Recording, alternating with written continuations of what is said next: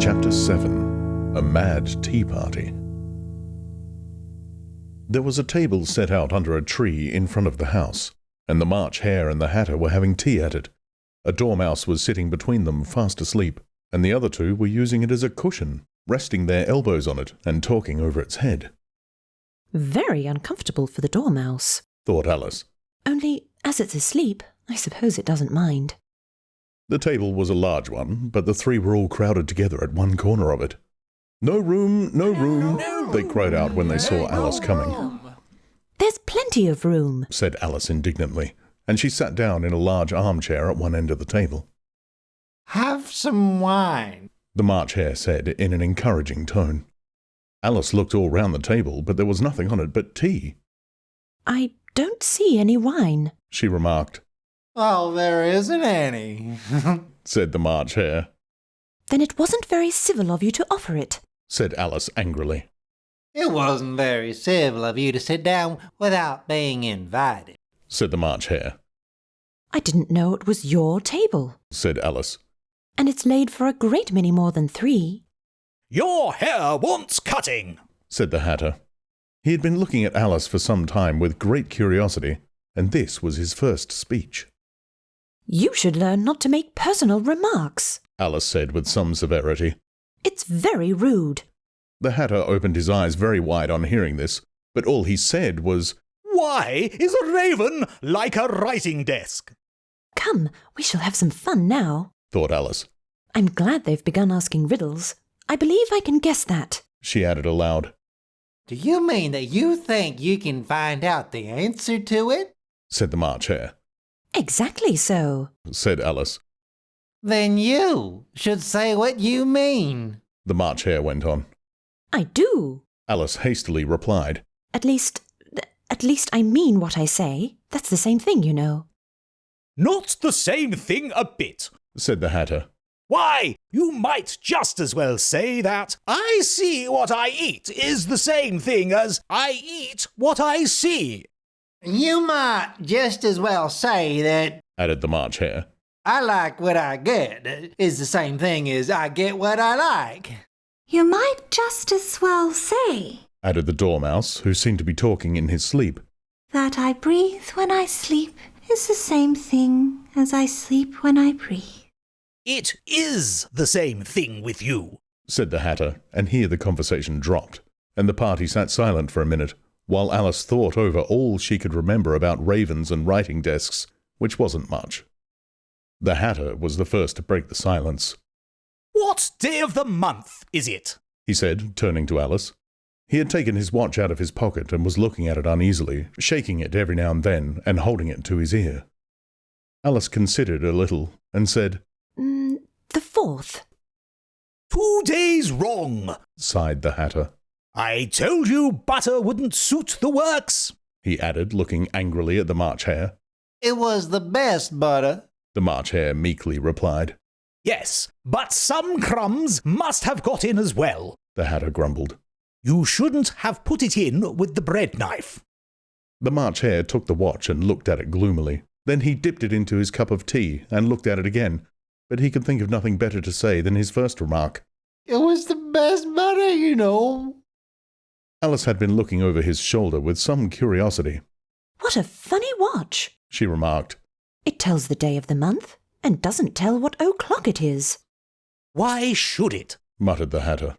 "Does your watch tell you what year it is?" "Of course not," Alice replied very readily. "but that's because it stays the same year for such a long time together." "Which is just the case with mine," said the Hatter. Alice felt dreadfully puzzled. The Hatter's remark seemed to her to have no sort of meaning in it, and yet it was certainly English. "I don't quite understand you," she said as politely as she could. "The Dormouse is asleep again," said the Hatter, and he poured a little hot tea onto its nose. The Dormouse shook its head impatiently, and said, without opening its eyes, Of course, just what I was going to remark myself." "Have you guessed the riddle yet?" the Hatter said, turning to Alice again. "No, I give it up." Alice replied. "What's the answer?" "I haven't the slightest idea," said the Hatter. "Nor I," said the March Hare. Alice sighed wearily. I think you might want to do something better with the time She said. than waste it on asking riddles that have no answers. If you knew time as well as I do, Said the Hatter. you wouldn't talk about wasting it. It's him. I don't understand what you mean. Said Alice. Of course you don't. The Hatter said, tossing his head contemptuously. I dare say you never even spoke to time. Perhaps not. Alice cautiously replied. But I know I have to beat time when I learn music. Ah, that accounts for it. Said the Hatter. He won't stand beating. Now, if you only kept on good terms with him, he'd do almost anything you liked with the clock. For instance, suppose it were 9 o'clock in the morning, just time to begin lessons. You'd only have to whisper a hint to time, and round goes the clock in a twinkling. 1:30, time for dinner. I only wish it was. The March Hare said to itself in a whisper. That would be grand, certainly. Said Alice thoughtfully. But then I shouldn't be hungry for it, you know. Not at first, perhaps, Said the Hatter. but you could keep it to 1:30 as long as you liked. Is that the way you manage? Alice asked. The Hatter shook his head mournfully. Not I. He replied. We quarrelled last month, just before he went mad, you know. Pointing with his teaspoon at the March Hare. It was at the great concert given by the Queen of Hearts, and I had to sing Twinkle, Twinkle, Little Bat, How I Wonder Where You're At. You know the song, perhaps? I've heard something like it. Said Alice. It goes on, you know, The Hatter continued. in this way. Up above the world you fly, like a tea tray in the sky. Twinkle, twinkle. Here the Dormouse shook itself and began singing in its sleep, Twinkle, twinkle, and went on so long that they had to pinch it to make it stop. twinkle. Ouch! Well, I'd hardly finished the first verse Said the Hatter. when the Queen bawled out, "He's murdering the time! Off with his head!" How dreadfully savage! Exclaimed Alice. And ever since that, The Hatter went on in a mournful tone. he won't do a thing I ask. It's always 6 o'clock now. A bright idea came into Alice's head. Is that the reason so many tea things are put out here? She asked. Yes, that's it. Said the Hatter with a sigh. It's always tea time, and we've no time to wash the things between whiles. Then you keep moving around, I suppose. Said Alice. Exactly so, Said the Hatter. as the things get used up. But when you come to the beginning again, Alice ventured to ask. Suppose we change the subject. The March Hare interrupted, yawning. I'm getting tired of this. I vote the young lady tells us a story. I'm afraid I don't know one. Said Alice, rather alarmed at the proposal. Then the Dormouse shall. They both cried, Wake up, Dormouse! and they pinched it on both sides at once. The Dormouse slowly opened his eyes. I wasn't asleep. He said in a hoarse, feeble voice. I heard every word you fellows were saying. Tell us a story. Said the March Hare. Yes, please do. Pleaded Alice. And be quick about it, Added the Hatter. or you'll be asleep again before it's done. Once upon a time there were 3 little sisters, The Dormouse began in a great hurry. and their names were Elsie, Lacey, and Tilly, and they lived at the bottom of a well. What did they live on? Said Alice, who always took a great interest in questions of eating and drinking. They lived on treacle. Said the Dormouse, after thinking a minute or two. They couldn't have done that, you know. Alice gently remarked. They'd have been ill. So they were, Said the Dormouse. very ill. Alice tried a little to fancy to herself what such an extraordinary way of living would be like, but it puzzled her too much, so she went on. But why did they live at the bottom of a well?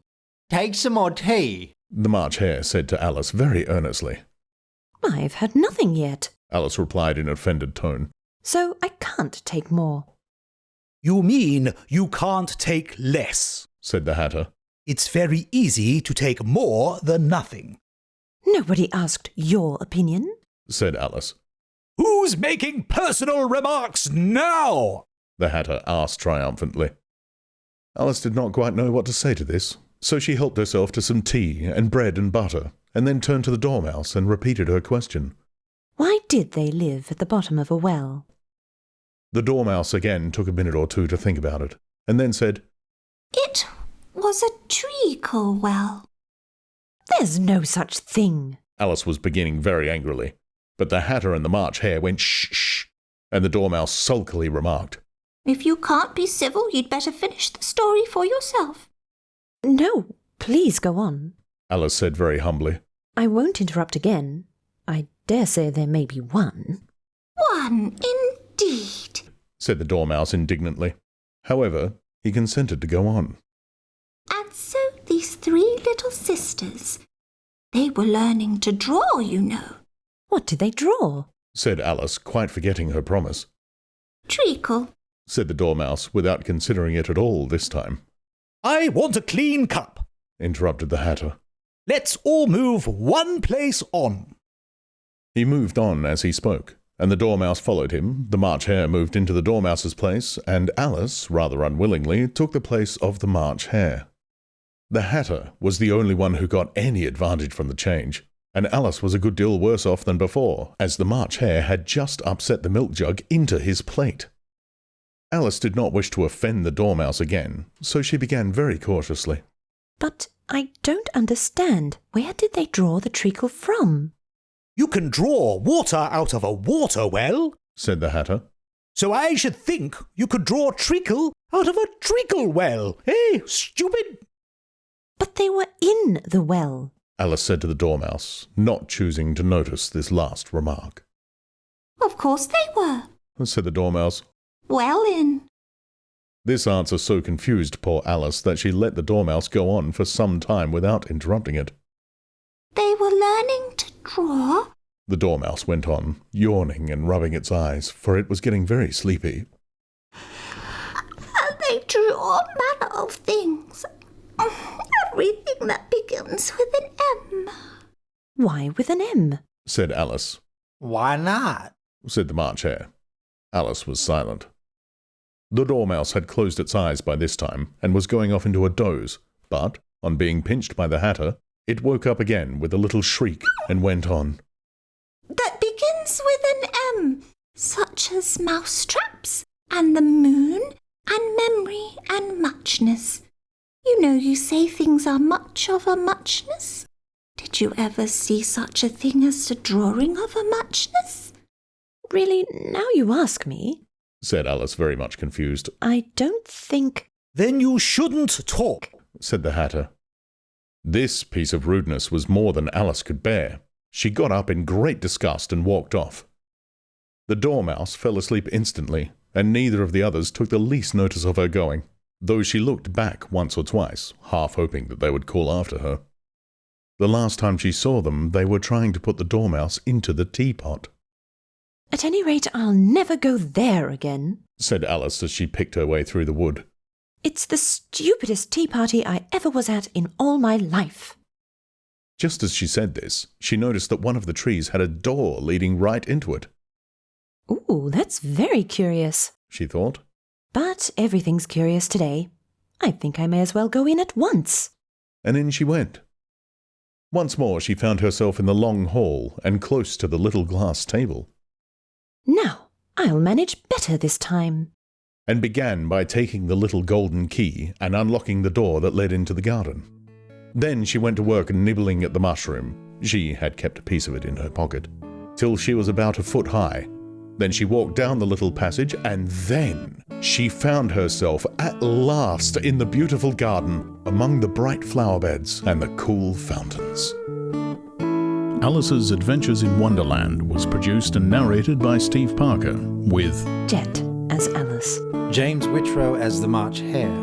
Tim Williams as the Mad Hatter. To support this and future works, please visit patreon.com/Steve Parker.